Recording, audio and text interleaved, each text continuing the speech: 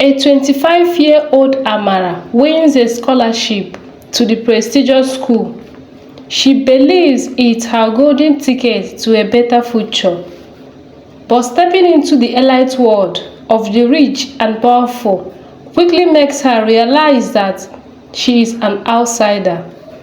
While her classmates arrive in flashy cars and flaunt designer clothes, Amara struggled with second-hand uniforms and borrowed textbooks. The weight of her poverty crushed her spirit, and soon self-doubt takes root. Desperate to fit in, she falls under the influence of a group of rebellious girls who promised her a shortcut to a better life. They introduced her to a wealthy, influential man, a man with dark secrets.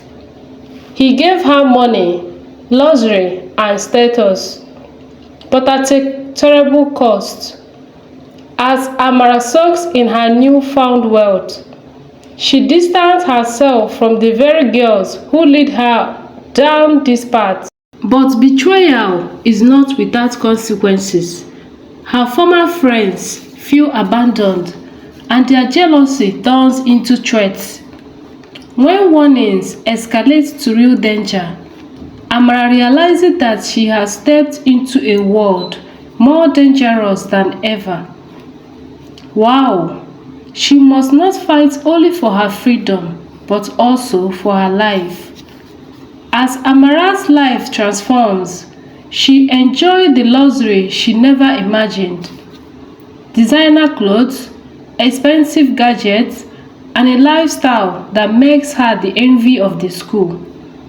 The whisper about her sudden wealth spread, but she ignores them. She convinces herself that this is the life that she deserves, the life she has fought for. But soon, the past she tried to leave behind resurfaces. The gang of girls who introduced her to the rich man grow resentful. They had expected her to stay loyal, to share her newfound wealth, but Amara has distanced herself. One night, she received a message. "You belong to us. If you don't come back, you won't like what happened next." At first, she tries to brush it off, thinking they are only jealous. But when she finds a blood-stained note in her locker, fear grips her heart. Amara's hands tremble as she squeezes the blood-stained note. Fear coils around her heart, making it difficult to breathe. She knows she has to do something, but who can she run to? The rich man who changed her life has his own dark secret. She doesn't dare involve him. The school authority? They would never believe her. They might even dig into where her sudden wealth came from. One evening, she is cornered outside the hostel by the very girls she once called friends. "You thought you could use us and leave. We made you, Amara," their leader, Vanessa, hissed. "And we can destroy you." Amara realizes she has stepped into something far bigger than she ever imagined. The rich man who changed her life is not just powerful, he is dangerous. If he finds out that she is being threatened, what will he do? Worse still, if the gang makes good on their threats, where will she run? She was caught between a dangerous cultist, vengeful friends, and a life she no longer recognizes. Amara must make a choice. Surrender to the dark path she has been dragged into, or fight for a way out no matter the cost. But in a world where money and power rule, does a girl like Amara even stand a chance? The threats escalate. Someone slashes the tires of the car the rich man gave her. She finds dead rats in her locker. One evening, She returns to her hostel to find her room ransacked, her clothes scattered. The message is clear. There is no escape. Then Vanessa corners her again, this time with two girls standing behind her like shadows. You don't get to leave, Amara. Either you come back to us, or we make sure your new life is over. Amara tries to stand her ground. You can't control me, she spits, but her voice waves. Vanessa said, oh, but we can. We know everything about you. Where you go, who you see, what you have done. She leans in. Do you think your rich man will protect you? When he finds out you have been running your mouth, she needs a way out. Desperate, Amara started looking for weakness in both sides. She begins listening more, watching more. She learns that the rich man has enemies, powerful ones who would love to see him fail. And Vanessa, she has secrets too. Secrets that could turn her gang against her. Terrified and out of options, Amara finally confesses everything to the rich man. She tells him about Vanessa and her threats, about the way they have been watching her, tormenting her. She expects him to be angry, but instead, he only smiled. You should have come to me sooner, my dear, he said, lighting a cigar. No one threatens what belongs to me. The next day, Vanessa and her gang disappeared from school. Rumors said that they were expelled. Others whispered that something far worse happened to them. Amara never finds out the truth, but she doesn't ask. She knows better now. The rich man is not just wealthy. He is powerful and dangerous. He has the ability to make people vanish. With her enemies gone, Amara focused on her education. She graduates with top honors and seems to have finally escaped her past. But the cost of her new life soon becomes clear. One tragic night, Amara received a call that shattered her world. Her mother and her younger brother have been killed in a mysterious accident.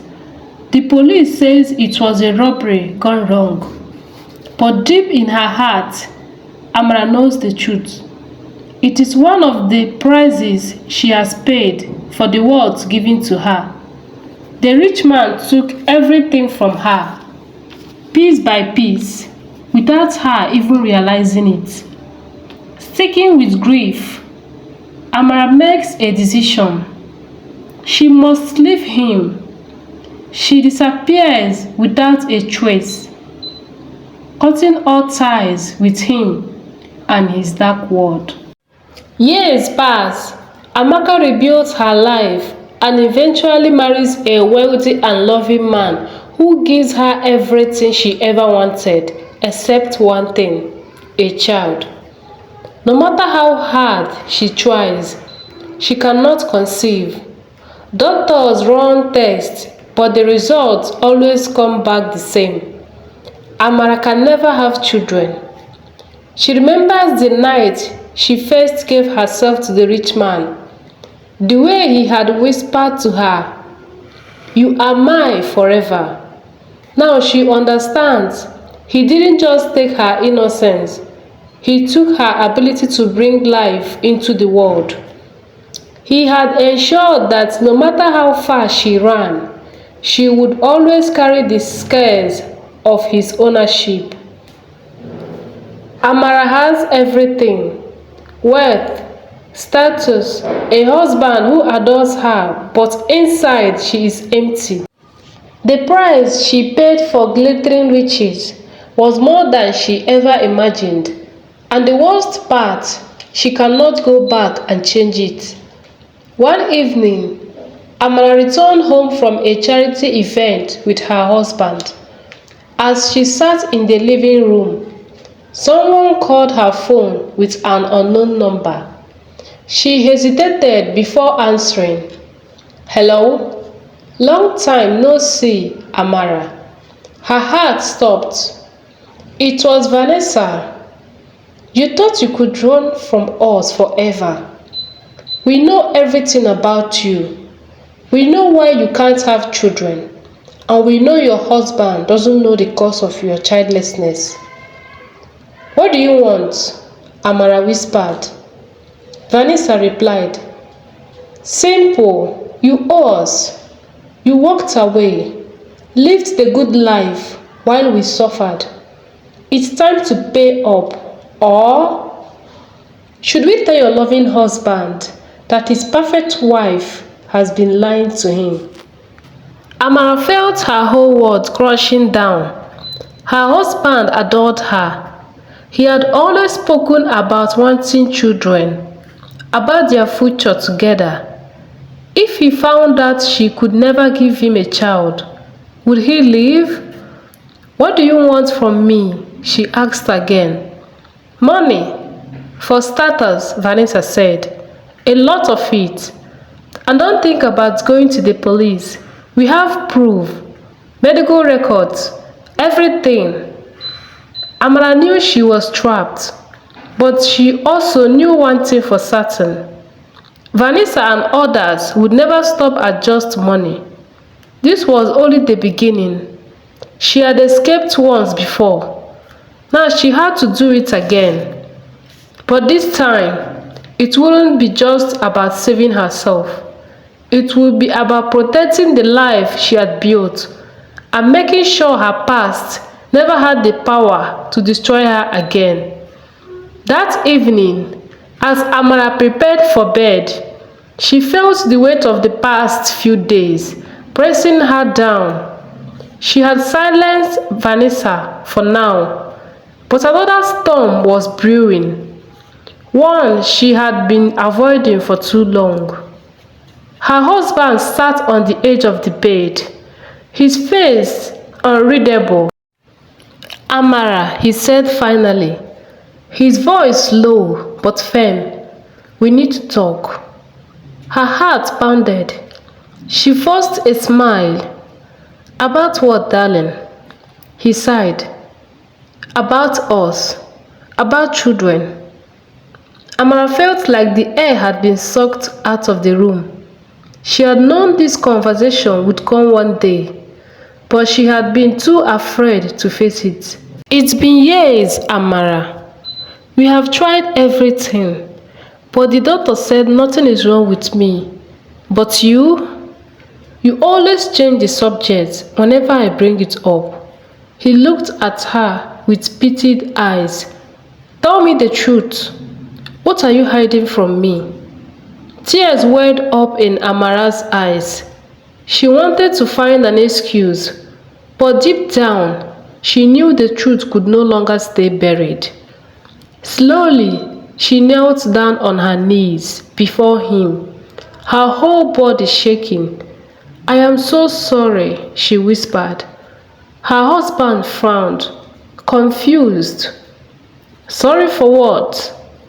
And then the words spilled out, each one heavier than the last. She told him everything, how she had been poor, how she had fallen into the hands of a rich man who had promised her the world. She spoke of the price she had paid for luxury, of the dark secrets she had buried. And finally, she revealed the ultimate truth. "He took something from me." Her voice broke. "I can never have children. He made sure of that." Silence filled the room. Amara dared to look up at her husband, but the love in his eyes had turned into something else: pain, disbelief, and betrayal. He stood up, running a hand through his hair. "So all these years, you lied to me." "I was afraid," Amara sobbed, reaching for him. "I didn't want to lose you." He stepped back. "You lost me the moment you decided to keep this from me." Amara broke down completely, crying uncontrollable. "Please don't leave me. I love you, I swear. I never meant to hurt you." Her husband stared at her for a long time. Then, without another word, he turned and walked out of the room. Amara sat there, shattered, watching the love of her life walk away. Amara sat on the cold floor of their bedroom sobbing as the door shut behind her husband. For the next few days, the house felt emptier than ever. Her husband didn't return that night or the next day. He had taken a bag and left without a word. She tried calling him, no answer. She sent messages, no reply. Her heart ached with guilt, regret, and the unbearable weight of loneliness. She had fought so hard to escape her past, only for it to catch up to her and win the only thing that had ever truly mattered: her marriage.